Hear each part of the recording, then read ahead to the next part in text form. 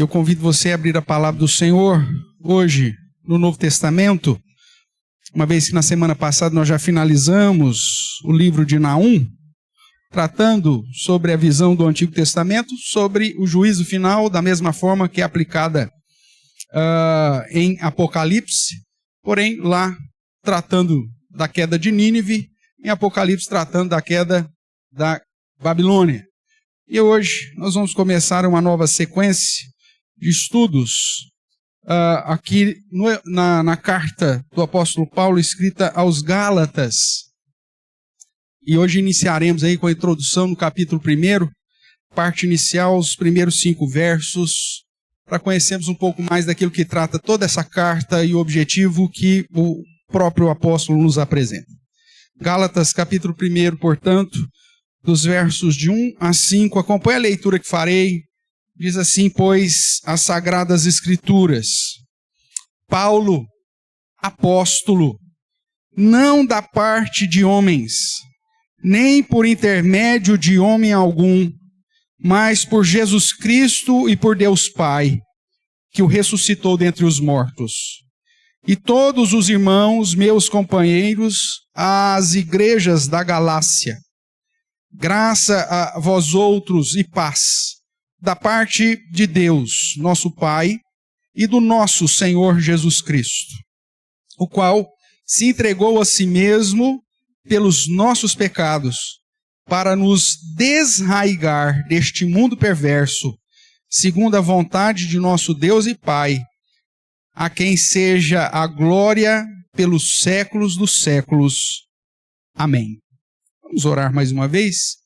Pai, nós bendizemos o Teu santo nome por estarmos reunidos, prestando culto ao Senhor, reconhecendo a Tua grandeza e nos derramando diante do Senhor, mas agora, quando nos deparamos diante da palavra do Senhor, pedimos ainda mais que Teu Santo Espírito, ó Deus, nos ilumine profundamente, para que possamos não apenas compreender a Tua palavra, mas aplicá-la em nossa vida.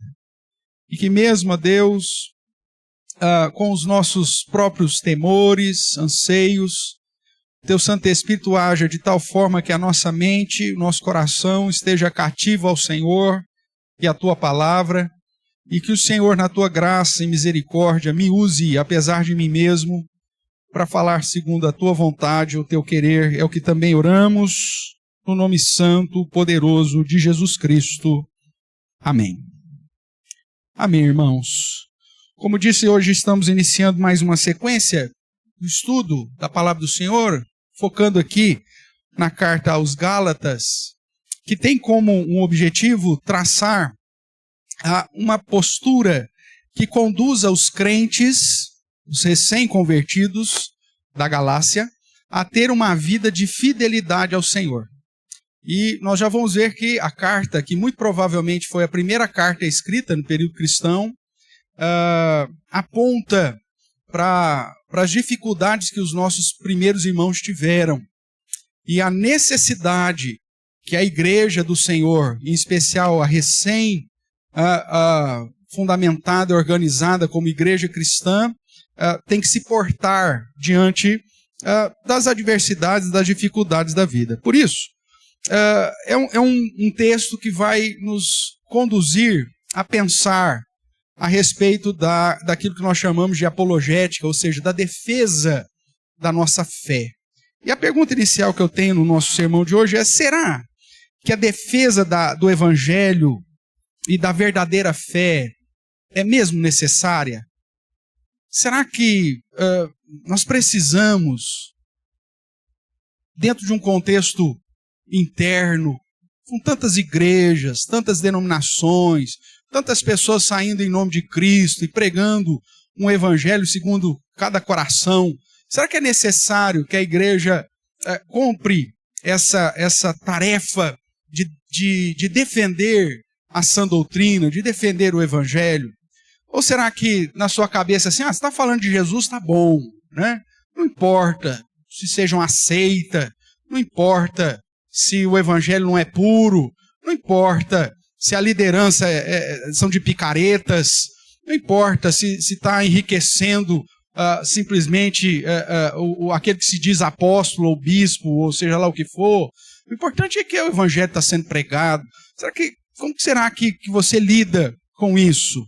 E muito provavelmente, talvez, dependendo do modo que você enxergue a respeito da defesa da fé, você vai se portar diante desse mundo, principalmente num contexto tão plural que é o nosso, né, no contexto ocidental. Será que preservar os fundamentos apostólicos, bíblicos, recebidos mediante a revelação de Jesus Cristo e preservar a igreja deve ser uma tarefa nossa? Será que a gente tem que se preocupar com isso? Será que, em nome da tolerância, nós devemos seccionar a doutrina em essencial, em secundária e menos importante para aceitar determinados grupos e denominações? Por exemplo, será que, em nome da tolerância, a gente pode aceitar um grupo que fala de Cristo, que reconhece Jesus como uma fonte inspiradora de ensino e de luz, só que ao mesmo tempo, ao invés de tratar de juízo final e de ressurreição, apresenta a solução como se fosse a reencarnação? Será que é possível tolerar esse tipo de coisa? Justamente porque a ressurreição não é tão prioritário assim, pastor. O importante é que eles creem em Jesus. Fala que Jesus é a luz. E é isso que importa. Será que dentro dessa tolerância, porque a vida já é tão difícil, a gente ainda vai ficar brigando com outras denominações. Então, qual que é o problema de aceitarmos um determinado grupo que diz que você não pode comer um bacon pela manhã, nem tomar um cafezinho, e que talvez no sábado seja um dia que você tem que guardá-lo, porque senão você não vai para o céu?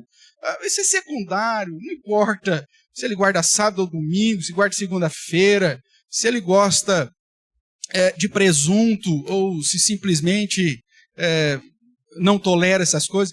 Por amor a Cristo, pastor, temos que aceitá-los, temos que colocar todo mundo debaixo do mesmo guarda-chuva. Afinal de contas, o que importa é falar de Jesus, o que importa é falar de Cristo. Não importa nem quem é esse Cristo. Fala de Cristo e está tudo certo. Ou será que é possível tolerar, e talvez a gente não se deva preocupar em confrontar um grupo que se diz cristão, mas que diminui a suficiência da obra de Cristo na cruz do Calvário, colocando ele como mediador, mas um mediador que acaba tendo outros co-mediadores com ele, e que se você pedir para a mãe, o filho vai fazer, e que então não tem problema nenhum se você adora imagens ou simplesmente beija o pé do santo, porque de certa forma fala de Jesus também, e Cristo é o personagem aparentemente central, mesmo que o vigário ou o vicário assuma a representatividade como o representante de Deus entre os homens. Será que é possível tolerarmos, abraçarmos esse ecumenismo? Afinal de contas, são dias tão difíceis, né? A gente ainda vai criar picuinha, brigando por alguns detalhes da doutrina. O que será que a gente deve fazer? É justamente isso que o livro de Gálatas vai tratar. E aí, meu irmão, talvez você não goste muito do livro de Gálatas, da carta aos Gálatas. Porque a carta aos Gálatas, ela vai exigir de você uma postura extremamente fiel. Uma postura que reconheça em submissão autoridades que Deus institui, hierarquias e processos para a manutenção da fé. Eu tenho para comigo que essa sequência aqui que nós faremos na epístola de Paulo aos Gálatas, humanamente falando, não vai ser uma sequência muito animadora para você. Mas pouco me importa. Né? Isso pouco me importa, porque, como você sabe, desde o primeiro dia que eu pisei entre vocês, que o meu objetivo é tão somente falar aquilo que Deus quer que eu fale apesar do seu nariz torcido, apesar da sua cara feia, apesar do abandono de alguns e até do estremecer de alguns aí nessa caminhada que já temos aí já há alguns anos juntos. Mas é meu papel te advertir que talvez a sequência que teremos nos próximos cultos, você não saia daqui falando assim, nossa, que culto maravilhoso. É possível que você saia meio que, puxa vida, não sei, talvez eu preciso procurar uma igreja mais tolerante e um cristianismo que abrace todos os outros e todos aqueles que, de fato, eu penso que deveriam, né, fazer parte do meu grupo de amigos, e por aí vai. Mas vamos lá, vamos ver que defesa é essa que o apóstolo Paulo, então, vai nos apresentar aqui. Ainda tratando da introdução, irmãos, eu quero chamar a sua atenção, porque eu citei aqui no primeiro slide uma frase que é atribuída a Agostinho de Hipona, santo para os católicos, Agostinho para a gente, que ele diz assim, no essencial, unidade, no não essencial, liberdade, em todas as coisas, caridade, amor. Essa frase, inclusive, foi slogan dentro da igreja presbiteriana durante alguns anos, né, no final da década de 90, ou década de 90, começo dos anos 2000, onde aqueles que estavam na liderança da igreja, que defendiam uma igreja mais tolerante, mais liberal, uma igreja menos sisuda na fidelidade escriturística e doutrinária, tinha isso como slogan, né? No essencial, tenhamos unidade. No não essencial, liberdade. E em todas as coisas, tenhamos amor. Agora, essa frase de Agostinho, que foi muito bem aplicada dentro do contexto histórico dele, tem sido desvirtuada do padrão bíblico e direcionada a buscar neutralidade e tolerância em prol de uma unidade promíscua. Afinal de contas, quem define o que é essencial? Seu coração? A sua cabeça? Um determinado grupo? E aí que está o problema da aplicação dessa frase nos nossos dias. Porque cada um vai determinar o que é essencial, em detrimento daquilo que a Bíblia diz que é essencial. Afinal de contas, então, quem comigo não ajunta, espalha, disse Jesus. Isso não parece muito tolerante da parte de Cristo. Não sei como você pensa essa frase. Mas quando Jesus diz lá em Mateus 12:30 e Lucas 11:23, quem comigo não ajunta, espalha, me parece que ele está fazendo uma divisão, né? E aí, irmãos, me desculpem, mas nós chegamos de novo na lei do ou. Não é e, é ou. E até mando meu abraço lá para aqueles que ainda ficaram na lei do e, que certamente sempre nos acompanham, que nos assistem, provavelmente vão lembrar da lei do ou. Para os novos, fica aí talvez algo para você perguntar para os mais velhos. Mas o que a Bíblia diz é o seguinte, ou você ajunta ou você espalha. Não tem como, irmãos. A palavra do Senhor exige de nós uma separação clara naquilo que a própria Escritura de Deus, que a própria Escritura vai nos apresentar como essencial. Ou somos de Deus ou somos do mundo. Vai dizer várias passagens. Ou você ama a Deus ou você ama o mundo. Não dá para servir a dois senhores. Não dá para você servir a Deus e o dinheiro.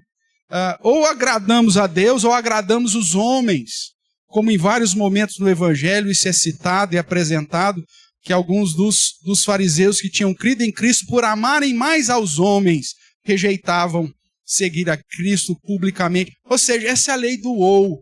Não é a lei do e, não é a lei da tolerância, de colocar todo mundo debaixo do mesmo guarda-chuva e de aceitar aquilo que eles pregam, que confrontam duramente a postura bíblica.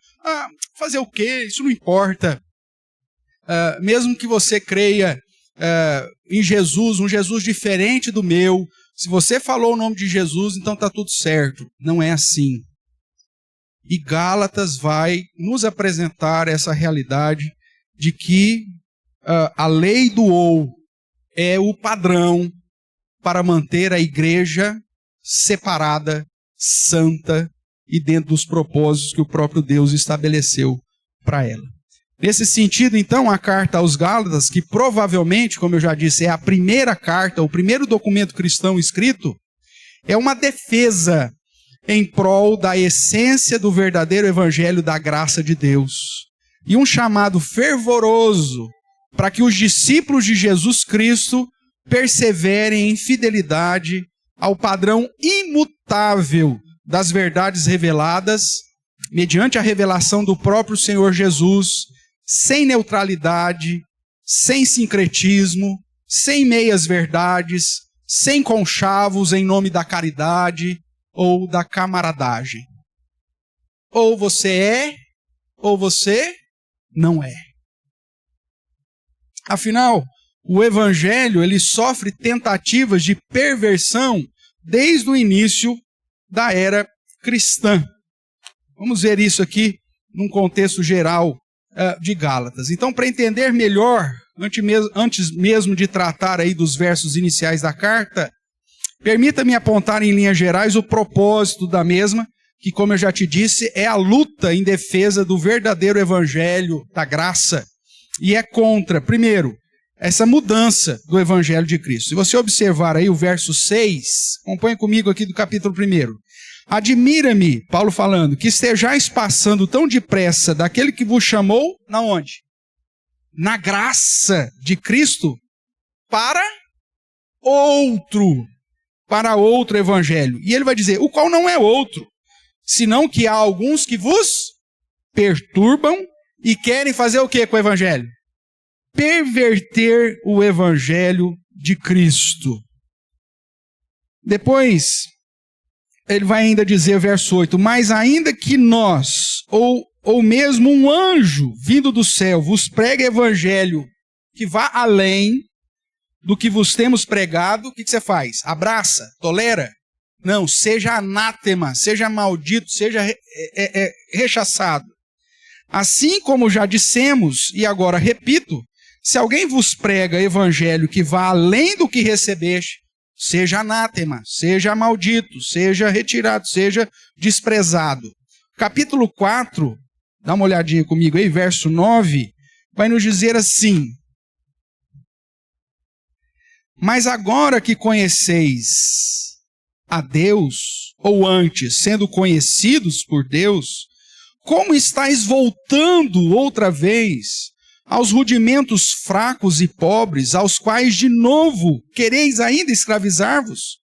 Guardais dias, meses e tempos e anos. Receio de vós tenha eu trabalhado em vão para conosco. Então, a defesa do evangelho da graça aplicada aqui na carta aos Gálatas é primeiro para lutar contra a mudança do evangelho de Cristo para um outro evangelho, e para um evangelho que exige você guardar determinados ritos que substitui a obra de Cristo. Afinal de contas, eu sou salvo porque eu não como bacon ou porque Jesus morreu na cruz por mim? Afinal de contas, eu sou salvo por guardar o sábado ou porque o Senhor, na sua graça, me escolheu e me chamou para a sua luz? Veja, questões pequenas, aparentemente, que não são essenciais, mas que o apóstolo Paulo diz que são, porque negam a suficiência da obra da graça de Deus. Então não dá para tolerar, mesmo que aquilo que você imagine não ser essencial, abraçando como se fosse parte de um evangelho que na verdade não o é. E Paulo vai escrever Gálatas justamente para lutar contra essa mudança do evangelho. Além disso, Paulo vai lutar contra a tolerância para agradar homens. Volte lá para o capítulo 1.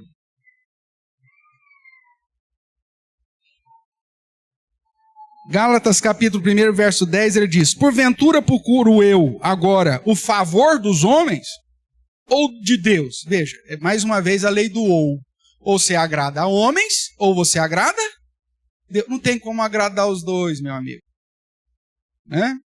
Não tem. Não existe lei do e. É lei do ou. Ou é um ou é outro. Ou procuro agradar a homens, se agradasse ainda a homens, não seria servo de Cristo.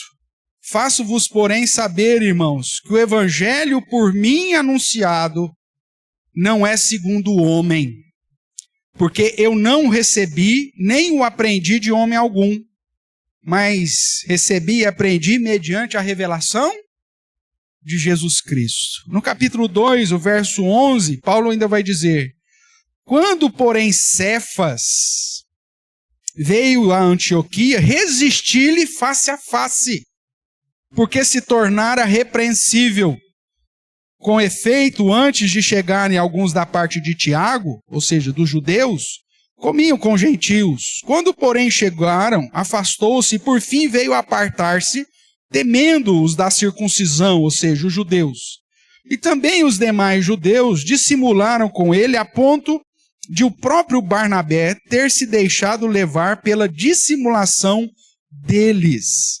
Quando, porém, vi que não procediam corretamente, segundo o quê?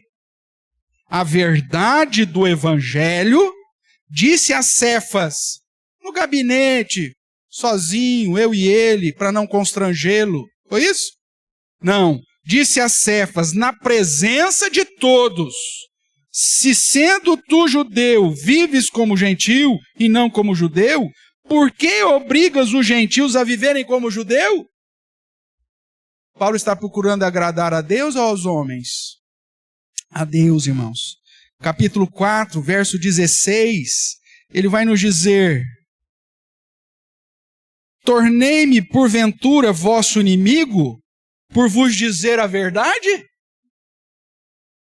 Os que vos obsequiam não o fazem sinceramente, mas querem afastar-vos de mim, para que o vosso zelo seja em favor deles. Veja que há uma tentativa dos falsos líderes puxar parte da igreja para que esta igreja ou parte da igreja fique a favor desses falsos mestres ou ensinadores. Capítulo 5, verso 7, ele vai dizer assim: vós corrieis bem. Quem vos impediu de continuardes a obedecer o quê? À verdade? Esta persuasão não vem daquele que vos chama, ou seja, não vem de Deus, ela vem de homens. Portanto, Gálatas é uma luta em defesa do verdadeiro evangelho, para que não haja mudança de evangelho e para que não comece uma prática de tolerância para agradar homens. E além disso, Paulo também vai dizer que o objetivo de escrever Gálatas é para lutar em defesa do verdadeiro evangelho, para que práticas que desprezam a suficiência da obra de Cristo sejam deixadas de lado. Relembre aí comigo o capítulo 2, verso de número 4. Ele diz: e isto por causa dos falsos irmãos que se entremeteram com o fim de espreitar a nossa liberdade que temos em quem? Em Cristo Jesus, e reduzir-nos ao quê? À escravidão. São práticas que desprezam a liberdade que Cristo nos trouxe e que nos conduz de novo, como ele já disse, nós lemos, a guardar posturas, meses, dias, anos, ou práticas que desprezam a suficiência da obra que Jesus Cristo realizou na cruz do Calvário. Capítulo 5 ainda nos aponta para isso, quando ele nos diz, no verso 1, para a liberdade foi que Cristo nos libertou. Permanecei, pois, firmes, e não vos submetais de novo a jugo de escravidão. Não volte para a lei, para o guardar de práticas que Cristo já cumpriu, para aquilo que Ele já fez. Não, a salvação não é por seus méritos.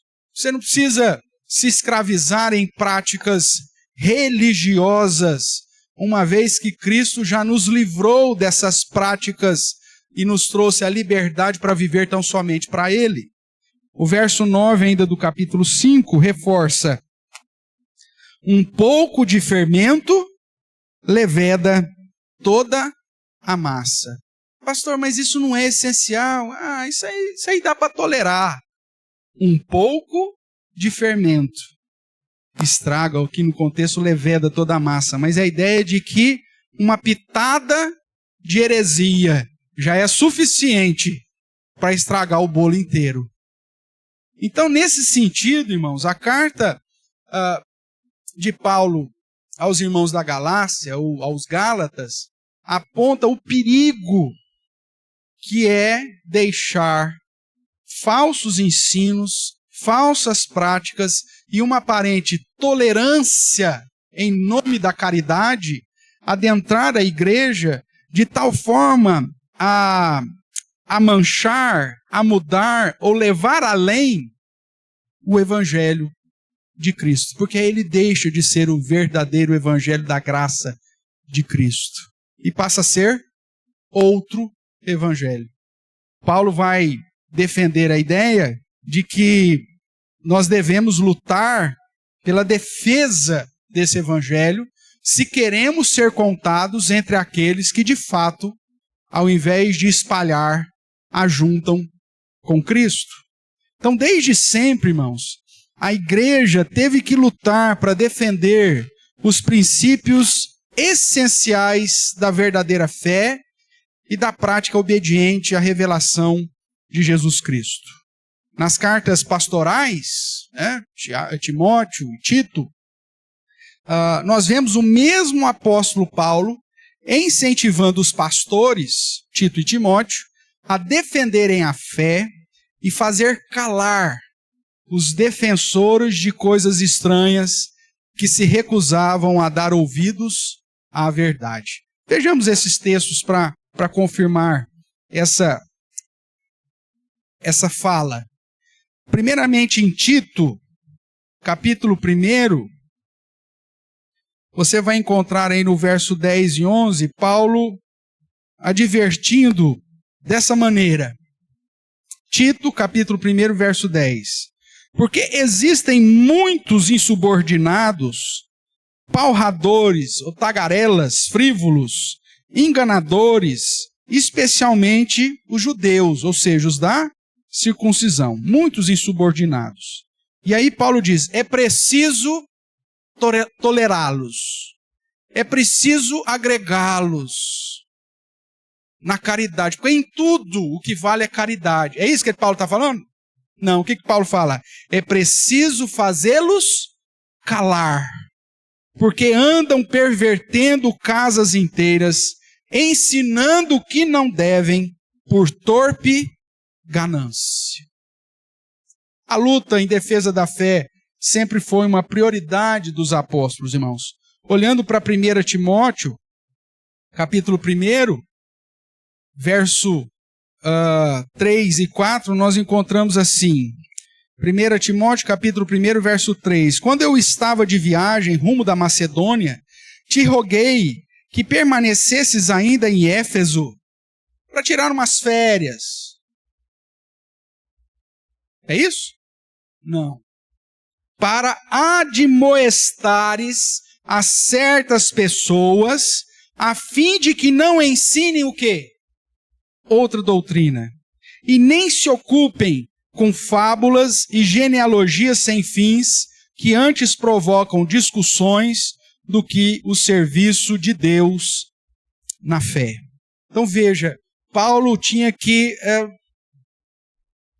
se esforçar grandemente para preparar uma equipe que sempre estava junto com ele servindo e em determinados momentos teve que enviar pessoas específicas para igrejas específicas para confrontar pequenas mudanças. para confrontar pessoas que estavam ensinando outra doutrina. Então, irmãos, não é possível a igreja levantar a bandeirinha da paz do amor, porque se ela levantar essa bandeirinha simplesmente da tolerância, da paz do amor, ela vai vender o verdadeiro evangelho da graça de Deus.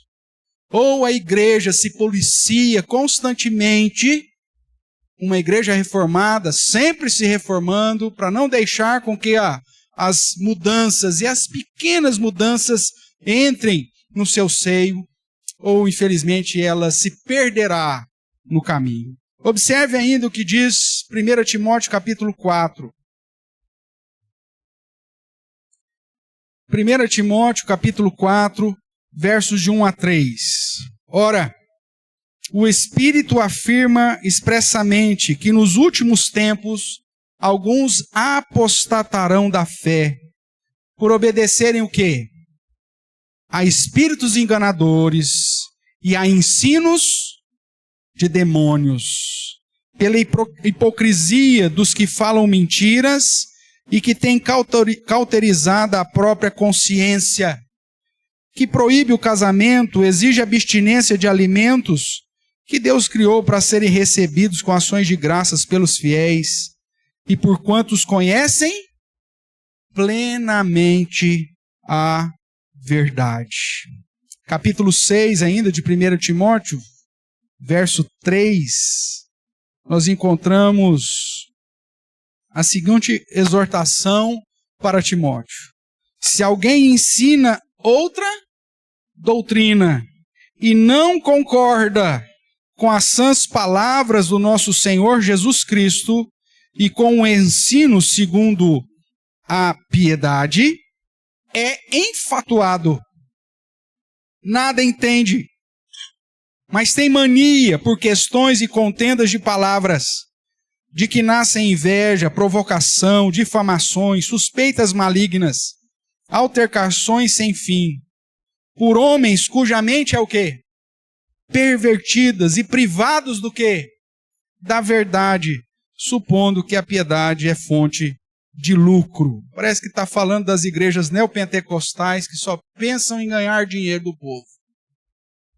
É possível você considerar não essencial uma igreja que ensina aos seus membros que o propósito maior de ser cristão é não ter problema de saúde, ter prosperidade nessa vida? Mas eles falam de Jesus, pastor. Está até escrito lá, Jesus é o Senhor. Agora, que Jesus é esse? Essa é a questão. Que Jesus é esse? Porque o nosso, ou das Sagradas Escrituras, é justamente aquele que ensina que a verdadeira prática cristã não é fonte de lucro. E que a teologia chamada da prosperidade não pode ser tolerada nem abraçada por aquele que serve a verdade do Evangelho. Só que aí nós vamos assumir a bandeirinha do Deus é amor, da paz e da tolerância, falando, não, pastor, não vamos falar mal de outras denominações que assim creem, porque o importante é Jesus. Que Jesus? Paulo não compartilha dessa ideia. E nem Cristo, o Senhor da igreja, cabeça, também não compartilha dessa mesma ideia. De que a tolerância é um caminho de paz. Jesus mesmo diz, eu não vim trazer paz, eu vim trazer espada. É nesse sentido que se é aplicado essa palavra de Cristo. Porque os inimigos serão os da sua própria casa. As pessoas vão falar para você, mas não precisa disso, porque você vai assumir um compromisso com Cristo. Não, nossa família é tranquila, pode ser dessa maneira mesmo. Você está muito fanático. Acho que essa igreja aí que você está indo aí é muito dura, é muito rígida. Vamos levar um negócio mais ou menos. Não tem problema nenhum você viver como membro da igreja e ao mesmo tempo praticar aí práticas que socialmente são aceitáveis. Um pastor que pega muito pesado com você, isso não é pastor, isso aí é ditadura. Tudo para tentar manipular a verdade do Evangelho. E aí nós vamos tolerando não só crenças, mas tolerando práticas que descaracterizam o verdadeiro Evangelho. É a lei do ou, meu amigo. Ou você está com Cristo, ou está contra Ele.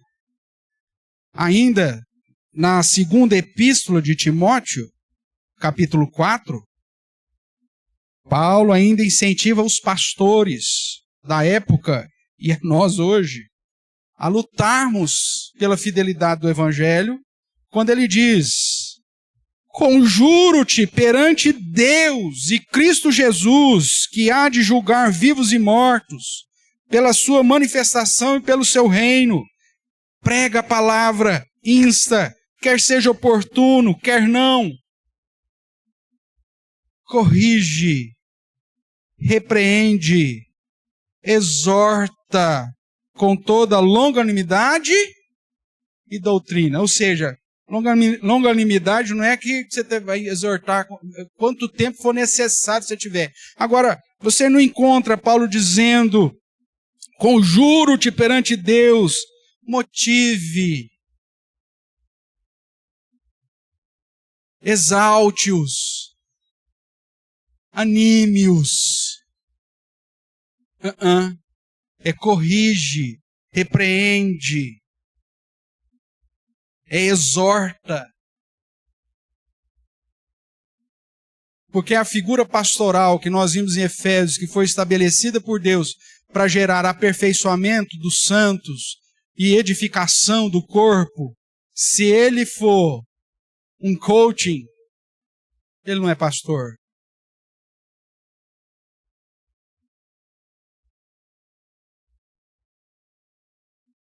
O pastor nunca foi chamado para bajular ninguém.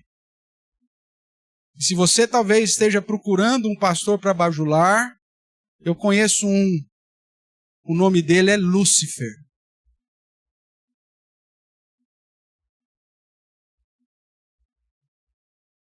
Ele vai te bajular e te prometer algumas coisas. Só que a duplicata que você vai assinar é um negócio que vai gerar uma dívida para toda a eternidade. Irmãos, não procure uma igreja pandeló. Uma igrejinha Romeu e Julieta, goiabada com queijo. Aquilo que adoce a sua vida, que te faça sentir o centro do universo, uma pessoa especial. O verdadeiro evangelho, ele te esmaga. O verdadeiro evangelho faz você olhar para Cristo e dizer: Senhor, tenha misericórdia e compaixão de mim. E uma igreja verdadeira é aquela que não busca outro evangelho, senão o que veio mediante a revelação de Cristo Jesus e que, portanto, não precisa de nova revelação hoje.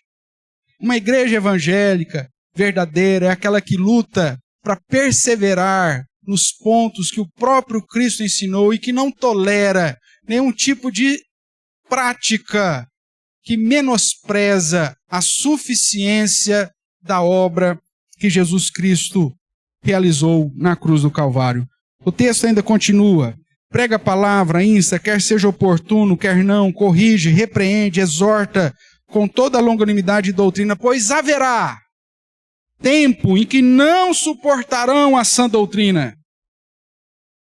Eles querem festa, eles querem um evento.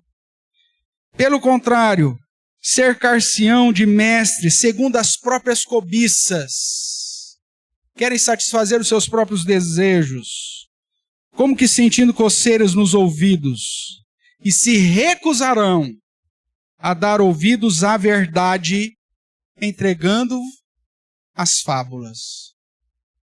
Irmãos, a carta aos Gálatas é uma carta de defesa do verdadeiro evangelho da graça do Senhor Jesus Cristo, com foco na justificação mediante a fé.